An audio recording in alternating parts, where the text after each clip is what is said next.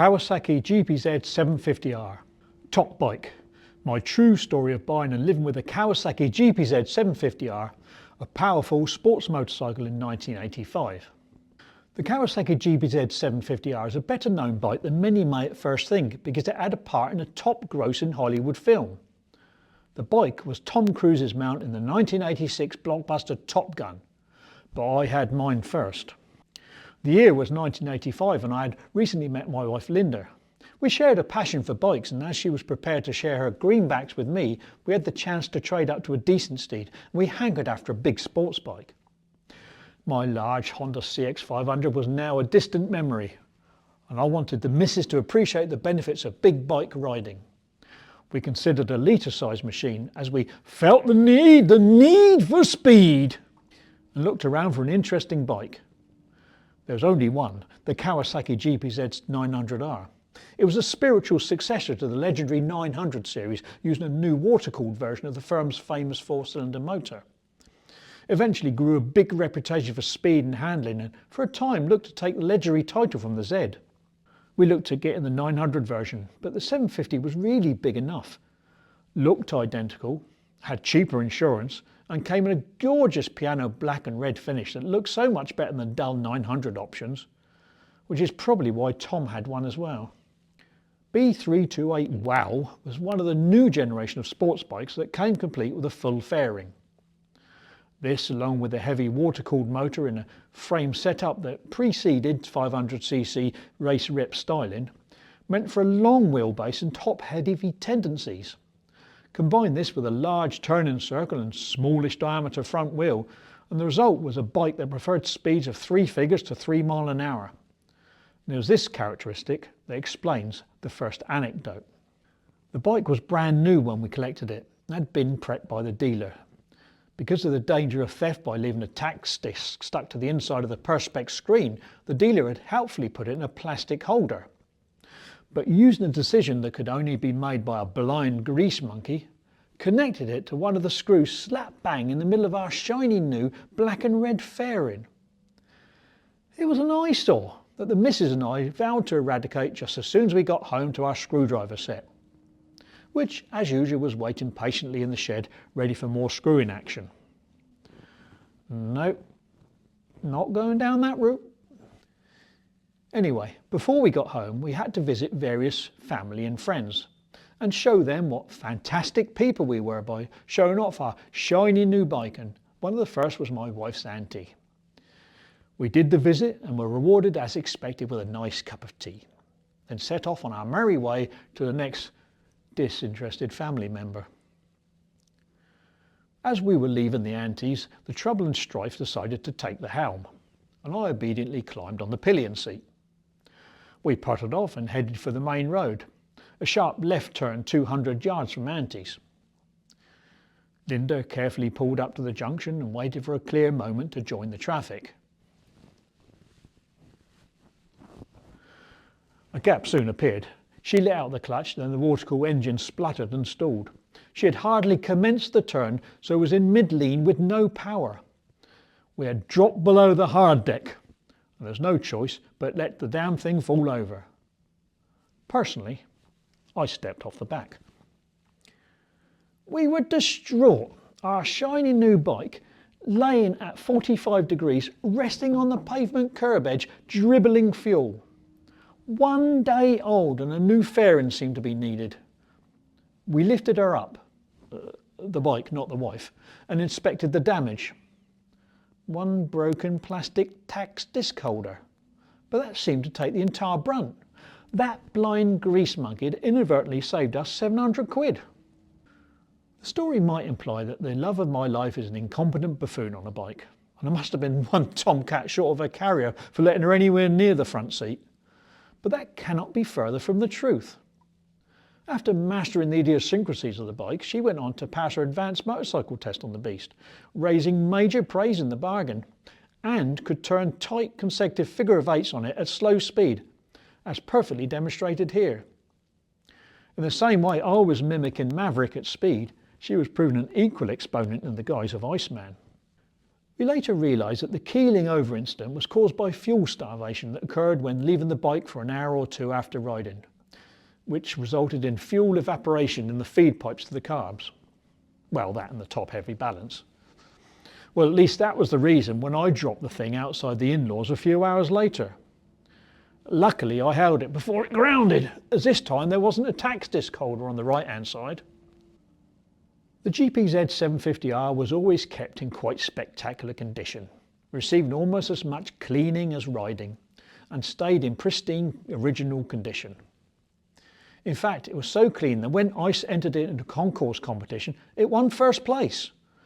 Admittedly, it was only a small local car group competition, but the judges did consider age, and it was only 1 year old. Our friend with a 15-year-old Beamer was not amused, and he claimed unfair play, but the judges couldn't fault our bike no matter how hard they looked. I told my mate with a BM that he should have at least washed it. I too took my advanced motorcycling test on the bike and passed. I don't recall much about the test, apart from the poor weather and the tea at the Little Chef afterwards. In fact, I recall many a Little Chef visit on the bike as it took us on adventures all over the country. It was a great bike to buzz the tower with. Cars were eaten alive with its rapid acceleration, and our rider got quicker and quicker. It was built in the days before tyres became fatter than Pavarotti, so its skill was in fast open road riding rather than track day scratching, although I did ground out the pegs on roundabouts sometimes. In fact, it was the incredible speed that eventually killed off our relationship. The quacker and me, not the missus. The buzz was getting too intense and the risks were getting more and more hairy. I recall one of the last rides. Destination unknown. It wasn't hard to overtake cars on single carriageway roads. In fact, it was easy to blip past two without dropping a gear, such was the power. However, when dropping a peg or two in the gearbox, acceleration was phenomenal.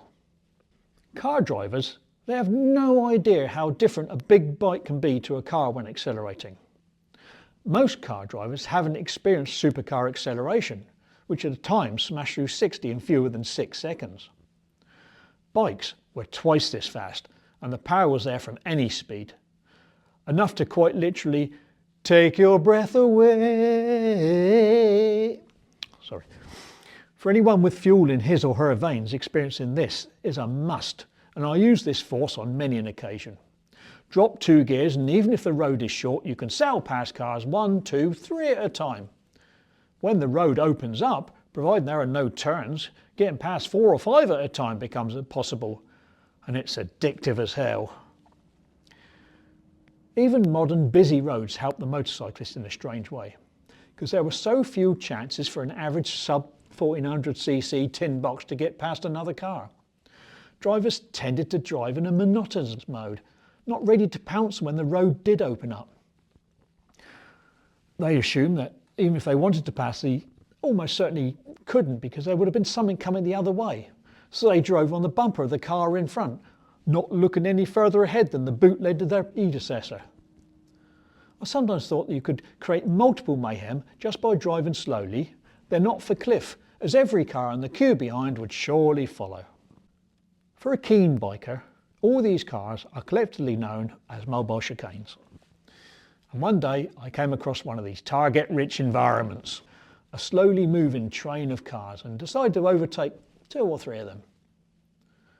Said cars were all pootling along in a queue about 45 miles an hour, with me following. I rounded a corner knowing that the road would probably open up and I might get past a couple, so I dropped a couple of cogs. Before the corner had unwound, I saw the straight and had passed my first victim. This gear took me past the second as well, and the third now looked a likely surefire bet. By now I was probably travelling about 70 miles an hour, so passing the others was quick, but at this stage a keen car driver may have started to spot the overtaking opportunity. And I was on the highway in the danger zone. Idle drivers never check their mirrors, so the good rider is keeping a keen eye on all the telltale signs of overtaking. And none of them usually include actually indicating or looking. The signs are in an exhaust puff of smoke, a twitch of the front tyres, possible repositioning, putting a second hand on the steering wheel, all that sort of thing. In short, second sight. Luckily for me, car 3 was so close to car 4 that I assumed the tow rope was invisible, so I treated cars 3 and 4 as one. By now the revs had reached a point where the dial turns from black to red, but I wasn't looking anywhere but the road and cars ahead. It was a slight tail off in power that gave me the incentive to snick up a gear, and I snicked away. Passing car 4, I was probably travelling near to 90 miles an hour, but now a lorry had trundled into the distance. I read this as a good sign. The lorry wasn't travelling fast, so I now knew how much space I really had. After all, an empty road could mean a potential fast car. One blocked by a moving lorry is a calculable, albeit reducing gap. Add to this the presence of oncoming vehicles usually dissuades cars from overtaking. I had an open road, the best view, a line of cars who weren't about to overtake, a gap to aim for, and a powerful bike that was singing tunes only racers usually experience. I flew past cars 5 and 6 like they were stationary. In all fairness, comparing my speed to theirs, this wasn't far short of the truth. In fact, it now looked like I could actually get past them all. It's a strange fact that for some reason we all secretly believe that if only we could pass one more car or lorry, then we might actually be at the front of the queue, with no more traffic ahead, ever, on the kind of road only seen in car adverts. Common sense trashes this theory, but common sense didn't make me pass 6 cars at these speeds. That was caused by adrenaline, and I had it in bucketfuls at this moment. One more vehicle lay ahead, the box van, causing this little queue.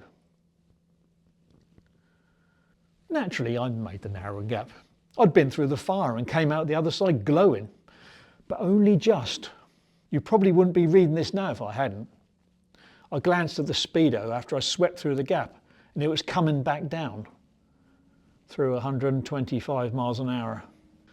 I had just passed 7 vehicles in one twist of the throttle in a space where no car could get by, exceeding the limit by a factor of more than 2.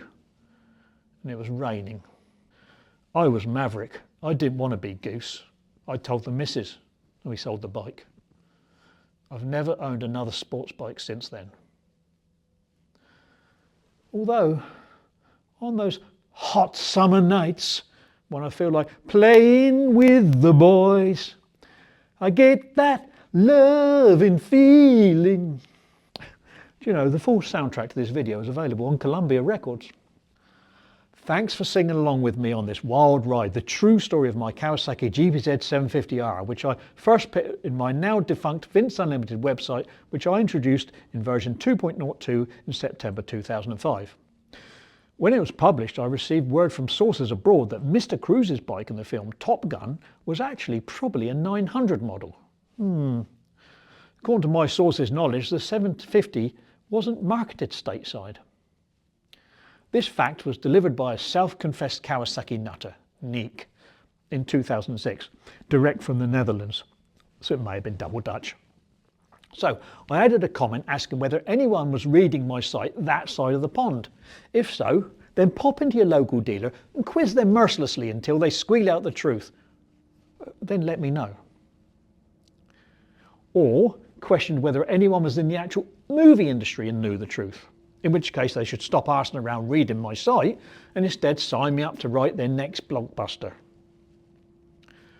Or even if it was Tom Cruise reading my site, in which case he should also stop arsing around and just send me Nicole's number. I didn't receive further updates, but in 2011, in a lull in my schedule, it allowed me some time to net hop, and I typed in Honda CX500 to see how far up the Google chain that bike's webpage had travelled. During my search, I came across a link to the Internet Movie Cars database where I hastened to the Kawasaki GPz750R and 900 links and discovered that it seemed Niek was indisputably correct. The bike that TC rode in TG was a 9. But as suspected, was mistaken for a 7.5 because it was a special painted in 750 colours just for the movie. IMCDB gave me some info on the matter, but the full convoluted and strange story was told online by Mick Anderson, who seemed to be an obsessive fan. And without these types, the net would be rubbish.